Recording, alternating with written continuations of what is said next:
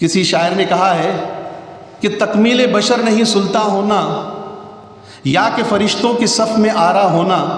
तकमील बशर नहीं सुलता होना या कि फ़रिश्तों के सफ़र में आरा होना। तकमील बंदगी है इज्ज़ का एहसास, यानी विनम्रता, कि मैं अल्लाह का बंदा हूँ, मैं उसका ग़ुलाम हूँ, मेरा वक्त, मेरी जान, मेरा सेहत, मेरी माल, ये सब उसके लिए है। तकमील बशर है बंदगी है इज्ज़ का एहसास। आदमी की मेराज हो रहा है, आदमी की मेराज है मुसलमान होना, आदमी की मेराज है एक अच्छा इंसान बनना। तो ये इस प्रोग्राम का ये मकसद है और मैं आप सब से ये इल्तिजा करता हूँ कि आप सब मिलकर इस मकसद को हमें लोगों तक पहुँचाने, उसको फैलाने और उसका पूरा करने में आप हमारा ताउन करें। व आखिर दावाना अनिल हम्दुलिल्लाहि रब्बिल आलमीन।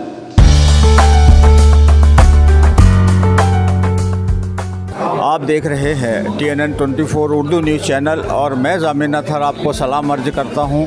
और मैं इस समय एक ऐसी जगह खड़ा हूं जहां पर कुरान का पैगाम इंसानों के नाम, ये एक जमात इस्लामी हिंद नॉर्थ और वेस्ट के जानिब से रखा गया था। और हमारे साथ में जो स्पीकर मौजूद है उसमें वो सबसे पहले अशोक राठी साहब हैं जो कि टेक्सटाइल इंजीनियर है।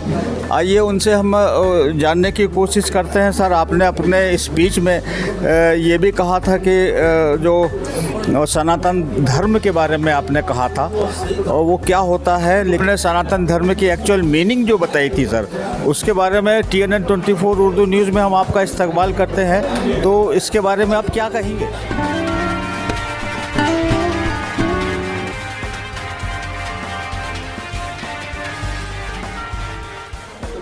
मेरा कहना है कि सनातन कोई धर्म नहीं होता है। सनातन जो चीज़ कहते हैं जो पहले से और आखिर तक के लिए हो, वो हर एक धर्म में कोई ना कोई हिस्सा होता है जो उसका सनातन होता है। जो चीज़ हमेशा के लिए है वो सनातन होती है और जो चीज़ किसी पर्टिकुलर समय के लिए होती है वो सनातन नहीं होती है।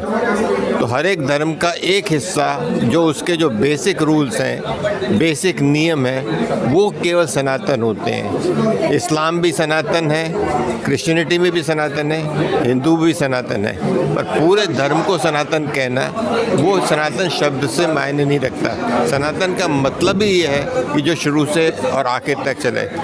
धर्म के ऊपरी स्वरूप लगातार बदलते रहते हैं और इनको बदलना भी चाहिए।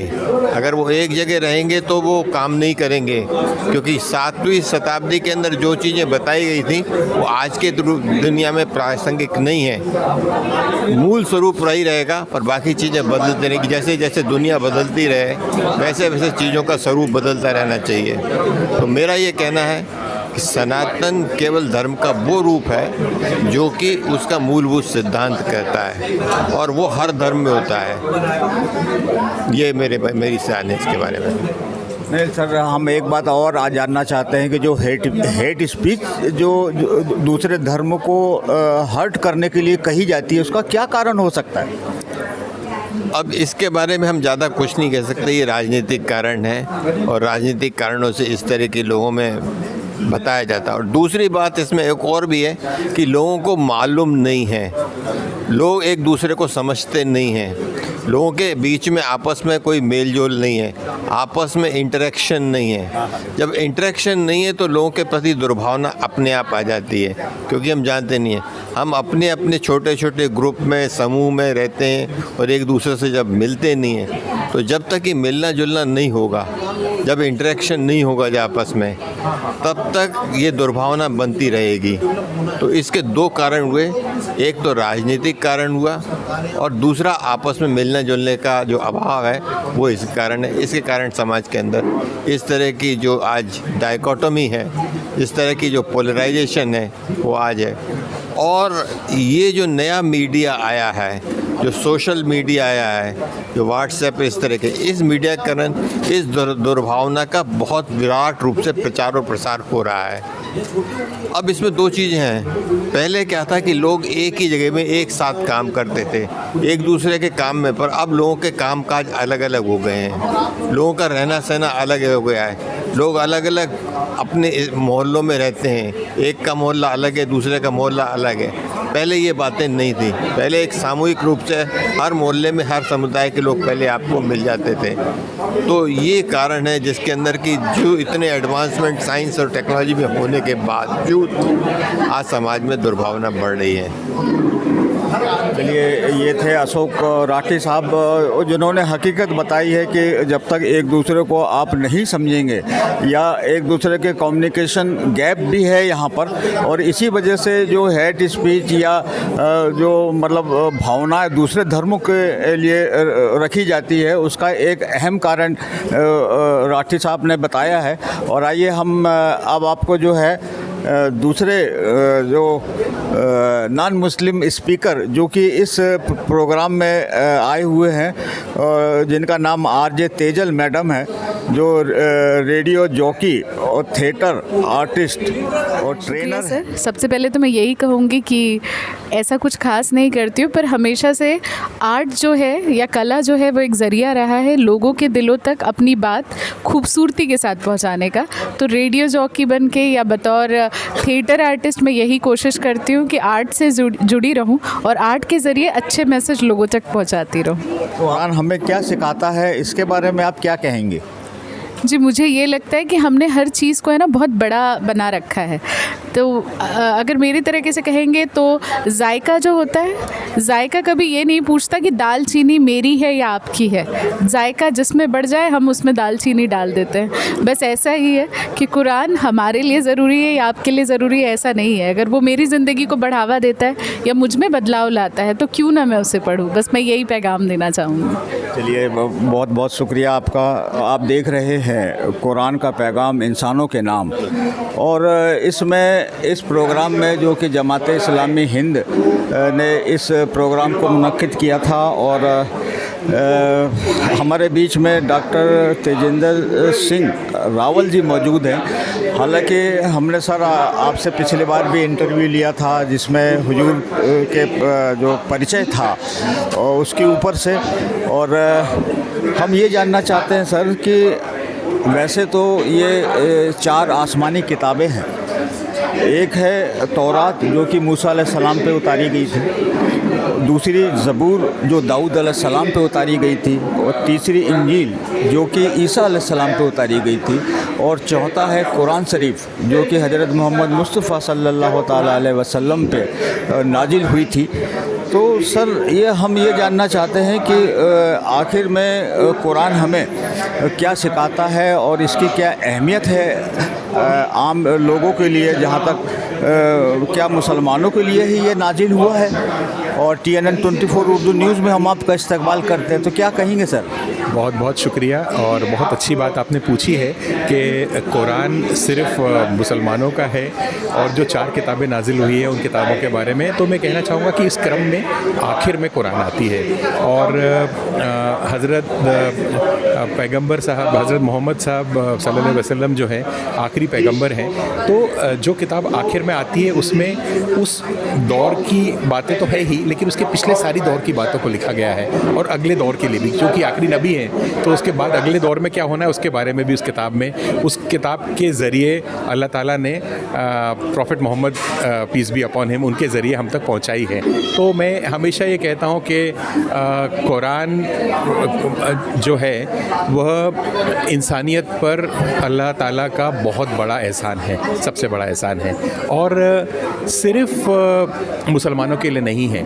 मैं ये बात हमेशा ज़ोर देकर कहता हूँ कि आप अगर इस्लाम पर विश्वास ना भी करते हो, आप मुसलमान ना भी हो, आप आसमानी किताब भी नहीं भी मानते हैं उसको, तो उसे आप एक ऐसी किताब जो आपकी सही मार्गदर्शक है वो मान के चलेंगे तो भी गलत नहीं होगा। आप गैर मुसलमानों के लिए मैं कह रहा हूँ कि आप इसमें आचरण का तरीका है, इसमें कोड ऑफ कंडक्ट दिए गए हैं, इसमें सही तरीके से क्या होना चाहिए, इंसान को दूसरे इंसान के को किस तरीके से पेश आना चाहिए, किस तरीके का बर्ताव करना चाहिए, समाज में कैसा रहना चाहिए। तो सिर्फ दीनी शिक्षा नहीं है, सामाजिक शिक्षा है, पारिवारिक शिक्षा है, एक दूसरे के साथ रहन सहन किस तरीके से होना चाहिए, पड़ोसी से कैसे बर्ताव होना चाहिए, मज़दूरों के साथ किस तरीके से व्यवहार करना चाहिए, औरतों के साथ किस तरीके से व्यवहार करना चाहिए, यतीमों के साथ किस तरीके से, तो हर चीज़ moral code of conduct Quran देती है। तो मुसलमानों के लिए तो मैं जैसा कह रहा हूँ कि आसमानी किताब है, बहुत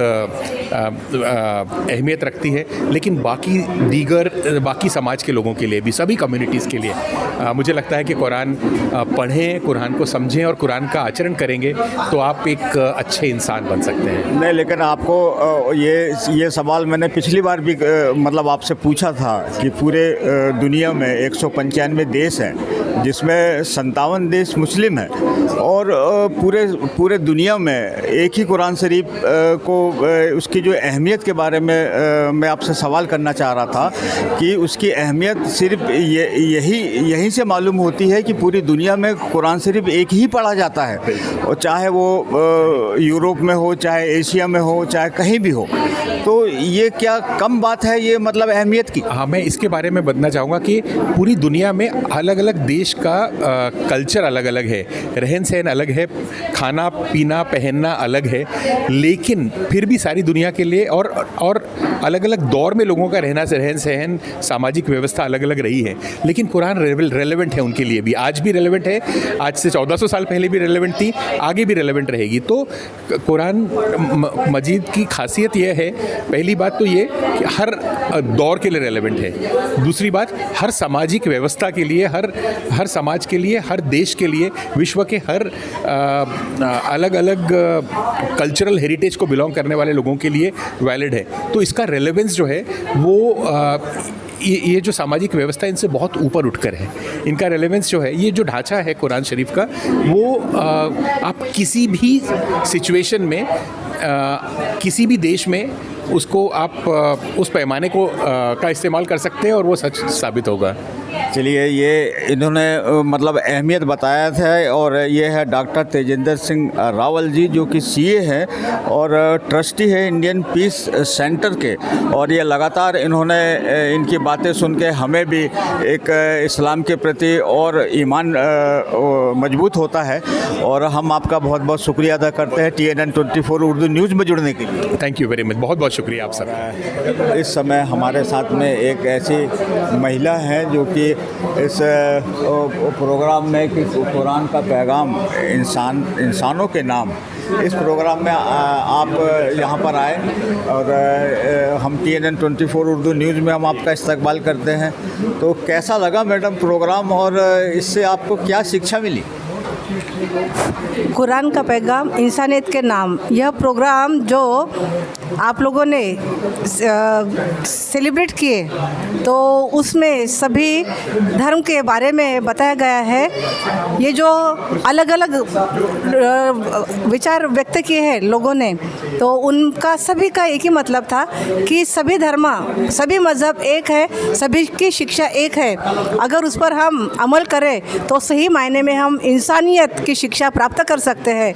ऐसा सभी लोगों ने अपने अपने विचार, धर्म के लोगों ने विचार व्यक्त किए हैं, और जो कुरान में बताई गई है बातें वही सभी धर्म में बताई गई है। तो हमें सभी धर्मों का, हमने इंसान के तौर पर हमने सभी धर्मों का सही मायने में शिक्षा ग्रहण की, तो ये जो वर्ल्ड है वो वर्ल्ड सही मायने में एक सुंदर सा स्वर्ग बन सकता है। ऐसी सभी धर्मों में शिक्षा दी है।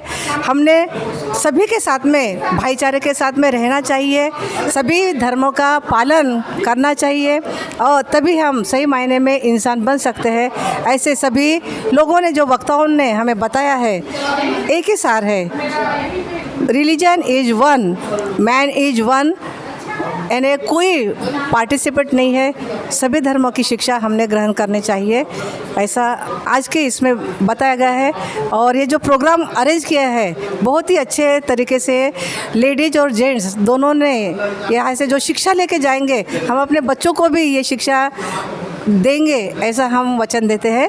धन्यवाद। आप अपना परिचय बता दीजिए। हाँ, मैं नंदा माणिक भगत जूनियर कॉलेज में लेक्चरर हूँ, जयभाई चौधरी जूनियर कॉलेज में, और पॉलिटिकल साइंस और पाली विषय।